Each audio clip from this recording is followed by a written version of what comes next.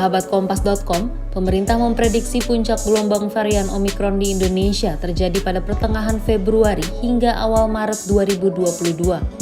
Meski begitu, Menko Marves Luhut Binsar Panjaitan mengatakan pengetatan mobilitas akan menjadi opsi terakhir yang dilakukan pemerintah.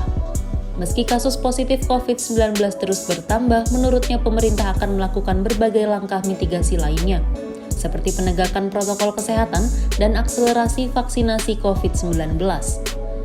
Tak hanya itu, Luhut mengimbau pelaksanaan work from office atau WFO tidak perlu 100% apabila tidak diperlukan. Dari hasil trajektori kasus COVID-19 di Afrika Selatan, puncak gelombang Omikron diperkirakan terjadi pada pertengahan Februari hingga awal Maret ini. Namun, pemerintah akan melakukan berbagai langkah mitigasi agar peningkatan kasus yang terjadi lebih landai dibandingkan dengan negara lain, sehingga tidak membebani sistem kesehatan kita. Berbagai langkah yang dilakukan adalah penegakan protokol kesehatan, dan lagi-lagi akselerasi vaksinasi itu sangat penting.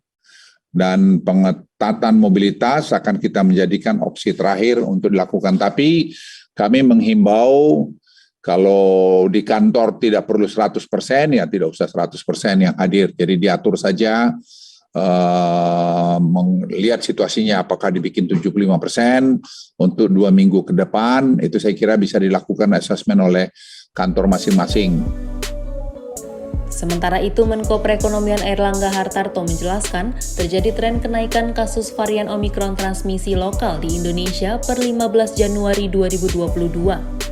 Namun saat ini kasus varian Omikron masih didominasi oleh pelaku perjalanan luar negeri yakni sebesar 78,75%. Menurut Airlangga, melihat yang terjadi di Afrika Selatan dan Inggris, waktu menuju puncak gelombang varian Omikron adalah sekitar 40 hari.